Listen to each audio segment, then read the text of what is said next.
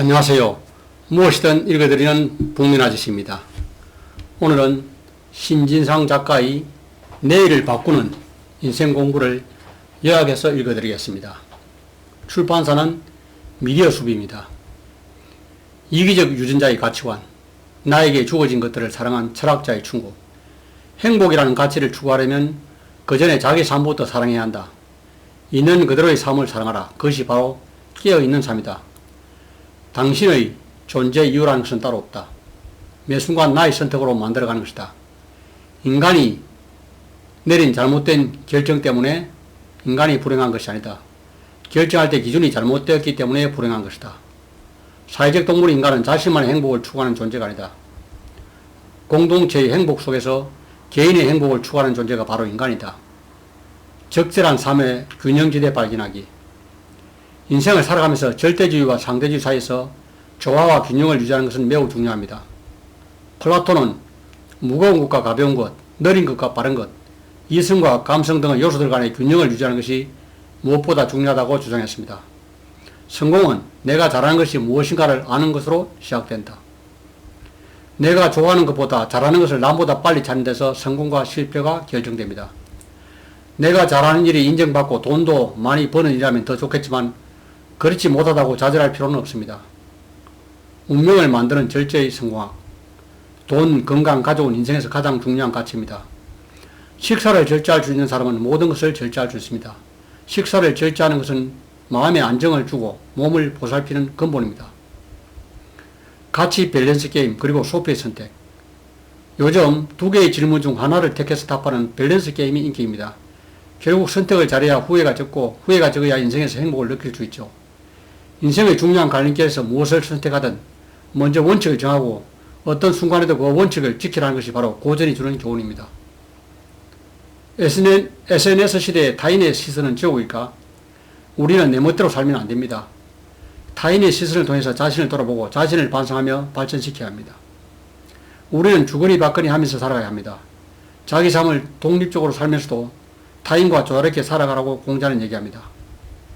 이기적인 유전자의 사회적 진학 프로그램. 우리는 각자 자신의 이익을 추구하면서 동시에 사회에서 공정성과 정의의 가치가 훼손되지 않도록 노력해야 합니다. 맹자는 이기적인 유전자를 가진 인간이 사회에서 조화롭게 살기 위해서 의가 필요하다고 이야기합니다. 죽음을 수용해서 살아남은 자의 가치관. 인간의 고통은 사랑으로 치유될 수 있다는 사실입니다. 누군가를 사랑하면 그 사랑은 행복으로 전환됩니다. 현대인은 너무 사랑을 하지 않아서 문제입니다. 모든 갈등에서 벗어나기. 다르다와 틀리다는 다르다. 갈등은 때와 장소에 따라 다르게 나타나지만 궁극적으로 이유는 같습니다. 바로 너와 내가 다르기 때문입니다. 다르다는 말을 틀리다로 해석하면 어떻게 될까요? 나는 옳고 너는 틀렸다면 상대를 공격합니다. 타인과의 갈등은 다름을 인정하지 않기 때문에 발생합니다. 햄릿, 돈키호테 그것이 문제로다. 외적인 갈등이나 내적인 갈등 모두 고통을 수반합니다. 내면의 갈등은 분노로 이어집니다. 분노는 적을 향해 휘두르는 동시에 자신도 해치는 양날의 칼이 되기도 합니다. 명심보감에 일을 만들면 일이 생기고 일을 들면 일이 준다라는 말이 있습니다. 누구나 헨리처럼 처리할 일이 산적할 수도 있고 돈키호테처럼 행동부터 하면 해야만 할 일에 집중할 수 있습니다. 소크라테스의 변명이라는 대화의 기술. 갈등은 대화로 증폭되기도 하고 해소되기도 합니다. 대화로 갈등을 극한상으로 끌고 가는 경우가 바로 최후 통첩입니다. 상대의 행동에서 어떤 의도를 발견하기 어려울 때 그리고 무엇보다도 변화 가능성이 있을 때는 하고 싶은 말을 참고 넘어가는 것이 좋습니다. 세대 갈등을 바라보는 관점의 전환. 20대와 30대가 주축을 이루는 MZ세대, 40대인 X세대, 386세대인 50대의 갈등이 아주 첨예합니다. 386세대가 보기에 MZ세대는 이기적이고 버릇이 없습니다. 반면 MZ세대는 윗세대가 꼰대 같고 위선적이라고 비판합니다. 세대 갈등을 그 사회의 변화와 역동성의 리트머스 시험지로 여깁니다. 세대 갈등은 사회가 역동적이라는 증거라는 것입니다. 힘든 길이지만 가야 한다면 가야만 하는 것. 갈등을 해결하는 가장 좋은 자세는 배려입니다. 각자 도성의 시대에 이기심과 탐욕은 더욱 늘어날 것입니다. 나의 이익을 버리고 타인의 이익을 더 추구하는 수준의 배려까지는 아니더라도 내 이익을 위해 타인의 이익도 중시하는 수준에서의 배려는 사회 유지를 위해 꼭 필요합니다. 역지사지가 되려면 상호 이해가 필요하고 공감이 뒤따라야 합니다. 이해와 공감이 없는데 어찌 역지사지 할 수 있겠습니까? 때로는 분노하라. 그러나 중하지는 마라. 분노는 잘못된 것을 바로잡아 갈등 상황을 해결하는 데 확실히 도움을 줍니다. 그러나 분노를 통제하지 못하는 분노 조절 장애는 주변에 있는 사람들, 특히 가족들에게 큰 상처를 주기도 합니다. 이런 극단적인 경우를 제외하고는 분노가 필요한 순간에는 분노를 표출하는 것이 갈등을 해결하는 데 도움이 되는 것입니다. 정오는 정오받는 사람보다 정오하는 사람을 더 망치는 독소 같은 감정입니다. 내 마음의 독이 상대를 향해 정오를 표출하면서 자신의 마음을 더 상하게 만들기 때문입니다. 정오는 양날의 칼입니다. 공정선에서 비롯된 분노가 갈등 상황을 긍정적으로 개선할 수 있는 것과 달리 정오는 상대방과 나 자신을 망치는 감정입니다. 갈등을 해결하는 대표적인 폭력이 전쟁입니다. 전쟁도 일종의 정치이고 정치는 갈등을 해결하기 위해 사회가 치르는 비용을 추구합니다. 사회적 비용 중에서 전쟁은 가장 큰 비용이죠. 전쟁은 갈등을 해결하는 하나의 방법이지만 전쟁이 끝나지 않고 수렁으로 빠지면 그 갈등은 더욱 증폭되고 심화할 가능성이 큽니다.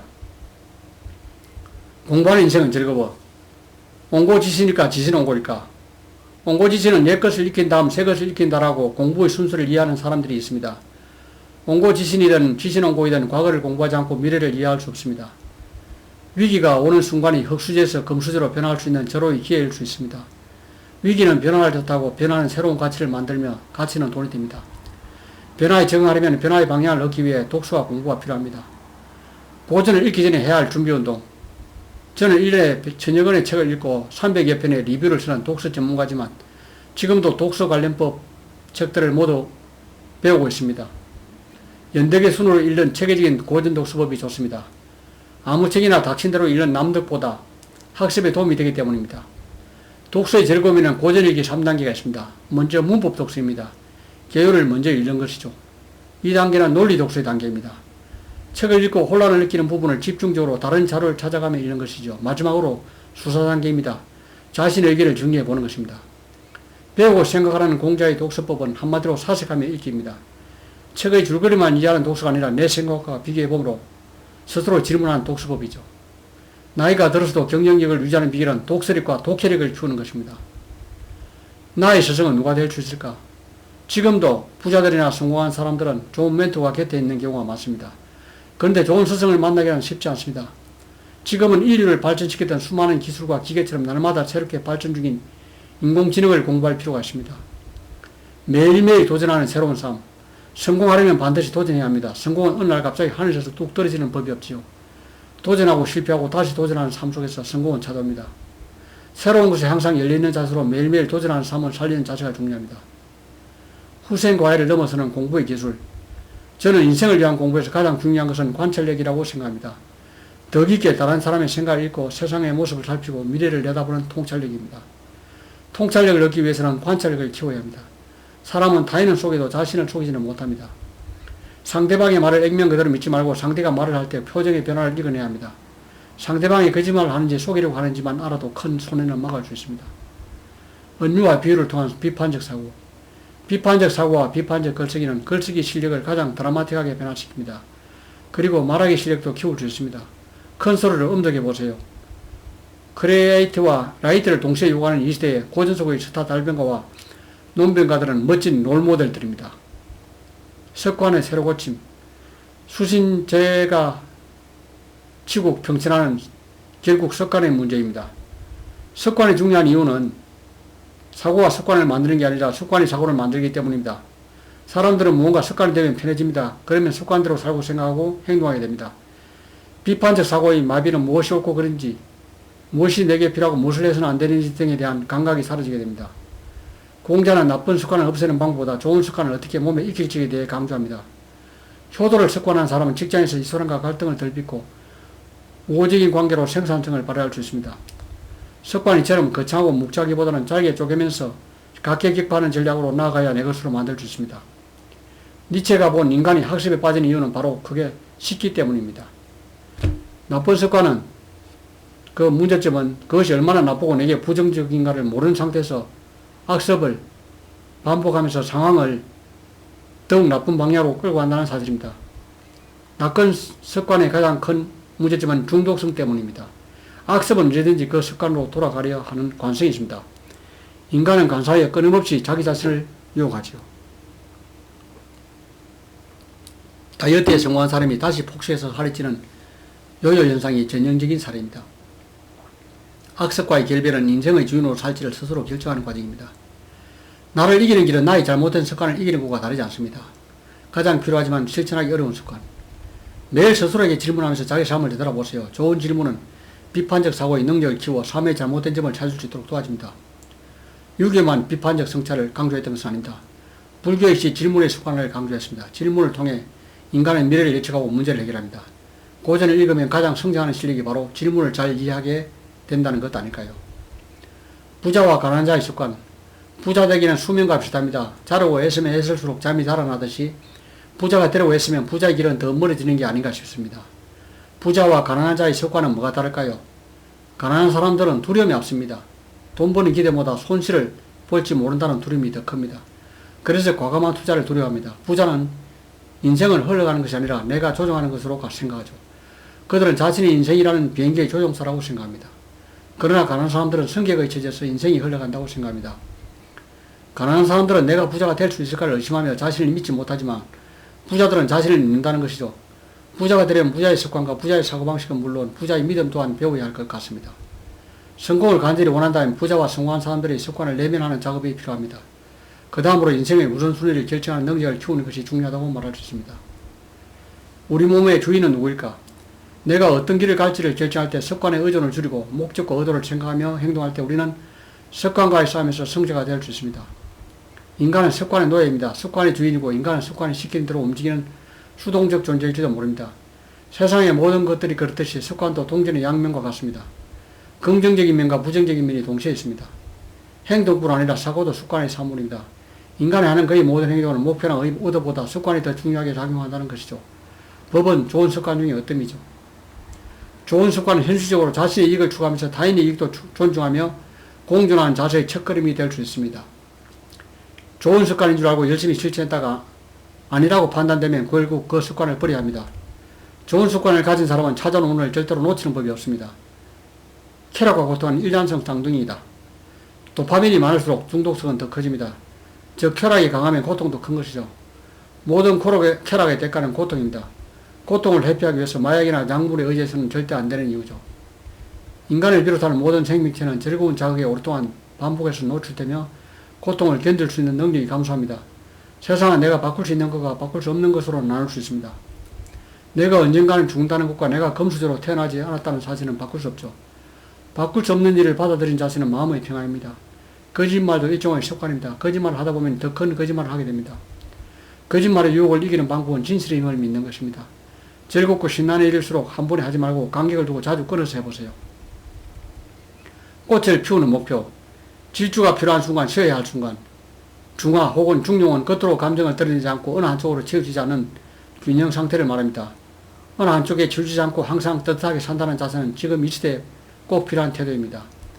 목표 지향적인 삶을 살면서도 목표에 자신을 희생하는 삶을 선택하는 것이 아니라 자신과 가족은 물론 다른 사람들에게 떳떳한 삶을 사는 것입니다. 목표는 성공입니다. 성공을 위한 계획은 장기적이어야 하며 끝없는 노력이 뒷받침되어야 합니다. 목표가 있는 삶은 살아있는 삶의 동의어이기도 합니다. 계획은 남들의 성공과 실패를 분석한 뒤 성공에 이르는 확률을 조금 더 높이는 방향으로 현실적이고 구체적이고 장기적으로 세우는 게 좋습니다. 싹이 돋았으나 꽃이 피지 않는 이유. 좋은 싹을 갖고 태어났으나 꽃을 피우지 못하는 가장 큰 이유는 목표와 의지가 부족하기 때문입니다. 거창한 뜻만으로 성공하는 것은 아니라는 사실이죠. 인생을 사는데 목표는 정말 중요합니다. 물론 목표를 이루지 못했을 때 받는 스트레스는 엄청 크겠지만 인생에서 작든 크든 목표는 반드시 있어야 합니다. 작은 목표는 개천이나 강이며 큰 목표는 바다입니다. 작은 목표가 쌓여서 큰 목표가 됩니다. 목표를 머리로만 생각할 때보다 말로 표현할 때 더 성취하기 쉽고 글로 쓸 때는 더 큰 현실감을 느낄 수 있습니다.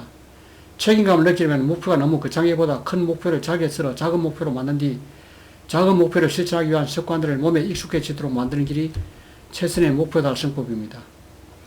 목표 달성에 성공한 사람들의 특성.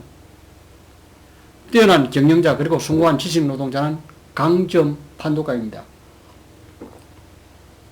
자신의 강점을 파악하고 팀원의 강점을 파악한 후 경쟁 상대의 강점을 파악합니다. 강점을 파악하면 무엇을 할 수 있는지를 알게 되며 할 수 있는 것에 시간을 집중해 성과를 이뤄냅니다.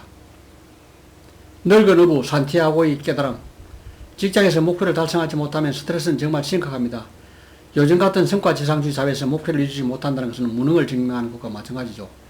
최악의 평가를 받으면 직장을 잃을 수도 있습니다. 최선을 다했지만 결과가 뒷받침되지 않았다면 지금까지 자신 삶을 되돌아볼 수 있는 기회를 가져보세요. 깨달음을 통한 성장 역시 성과 못지않게 소중할 수 있다는 사실을 노인과 바다는 말해주고 있습니다. 상대로부터 감사하는 마음을 꺼내라. 덕을 베풀면 보답하러 돌아오는 게 인생입니다. 인생에서 성공은 타인이 나에게 빚진 게 많다는 느낌이 들도록 하는 일이라고 생각할 수 있습니다.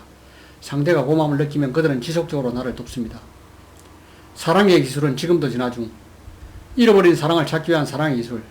현대인들은 사랑을 갈망하지만 정작 사랑에 대해 잘 모릅니다. 사랑할 줄 아는 능력의 문제가 아니라 오히려 사랑받는 문제로 생각하기 때문이죠. 또 사랑의 능력이 문제가 아니라 대상의 문제라는 관점이죠. 또 하나는 사랑하게 되는 최초의 경우가 사랑하고 있는 지속적인 상태, 즉 사랑에 머물러 있는 상황을 혼동하기 때문입니다. 사랑은 능동형이며 행복을 향한 성장입니다. 우선 사랑을 유지하려면 게을러서는 안됩니다. 끊임없는 각성과 관심 그리고 주위를 사랑하는 사람에게 쏟아야 합니다. 늘 사랑을 생각해야 합니다. 어느 철학자의 비망록에 남겨진 사랑의 쾌락. 수탕달에 따르면 사랑은 쾌락이고 열병입니다. 그는 사랑을 7단계로 파악했습니다. 첫 번째 감탄입니다. 다음은 접근입니다. 세 번째 희망입니다. 네 번째 열병입니다. 다섯째 결정작용입니다. 여섯째 억울과 질투입니다. 일곱째 제2의 결정입니다. 동양과 서양은 사랑에 대한 관점이 다르죠. 동양에서는 즐거움을 순간적인 것보다는 지속적인 것, 신체적인 것보다는 정신적인 것으로 생각합니다. 서양은 순간적이면서 신체적인 것을 즐거움의 대상으로 삼지요. 실천할 수 있는 사랑의 기술. 흔히 삶의 지혜를 들려주는 동양의 고전하고 논어를 거론합니다. 논어에서는 개인주의와 이기주의를 정지하며 이러한 삶을 사는 사람들을 소인배라 부릅니다. 반대로 도덕적이고 이상적인 삶을 추구하는 사람을 군자라 부릅니다. 자기 목을 위하는 것이 인간 본성이기 때문에 이기주의 혹은 개인주의는 인간으로서 자연스러운 삶을 자살하는 것이죠. 자신을 사랑하고 자신의 이익을 적극적으로 추구하되 자신이 속한 사회가 허용하는 도덕적 틀 내에서 살아가는 것이죠. 세상 모든 이는 자신도 모르는 누군가에게 무언가를 반드시 빚을 지게 되어 있습니다. 엄지발가락부터 시작해서 혀끝으로 전해지는 사랑의 기회. 저는 사랑의 주기를 짧게 하면서 많은 상대를 만나고 그 과정에서 진짜 사랑을 발견할 수 있다는 점에서 3000년이 지난 주역의 연애관이 전혀 옳다고 생각하지 않습니다. 당신의 사랑은 더하기인가요? 아니면 빼기인가요? 자신에 대한 사랑을 배움으로 이해한 공자의 사상은 참으로 신선합니다. 열심히 공부한 사람은 바로 자신을 사랑하는 사람이라는 거죠. 사랑의 본질이 더하기라는 측면에서 공자의 사랑과 가장 닮은 사랑이 석가모니의 사랑입니다. 석가모니의 사랑은 공자의 사랑에 하나가 더 추가됩니다. 이 세상의 모든 생명에 대한 사랑입니다. 석가모니나 공자나 사랑은 극단적인 게 아닌 중이라고 생각합니다. 지금 사랑에 빠져 있다면 그 사랑이 더하기의 사랑인지 빼기의 사랑인지 먼저 스스로 물어보세요. 그리고 더하기일 때는 빼기의 사랑인지 먼저 스스로 물어보세요. 그리고 더하기일 때는 빼기를, 빼기일 때는 더하기를 생각하며 사랑에서도 중용을 실천하려고 노력해보세요. 더하기와 빼기를 잘하는 것이 사랑의 기술입니다. 사랑과 정오, 그리고 애정의 상관관계. 교양은 우리는 줌으로서 받고 용서함으로써 용서받으며 자기를 버리고 죽음으로써 영원한 생명으로 태어난다고 강조합니다. 사랑은 정오보다 강하고 애정보다 강력합니다. 사랑에는 아무 약이 없습니다. 오직 더 많이 사랑하는 것밖에 없지요. 자아신을 위한 당신의 길, 하나의 세계를 파괴하는 자. 선과 악은 시대와 장소에 따라 달라지는 상대적인 개념입니다. 자아실현은 기존의 내 생각과 반대되는 것들을 받아들여 그것을 변제법적으로 종합하는 과정이라고 말할 수 있겠습니다. 자아 반성 없이 진정한 자아실현은 없다. 인간 욕망의 마지막 단계. 자아신을 위한 당신의 길에 빛이 비치리라. 내 운명의 모습에 맞게 다가오는 것만을 사랑하라. 이것으로 책을 요약해서 읽어드렸습니다. 감사합니다.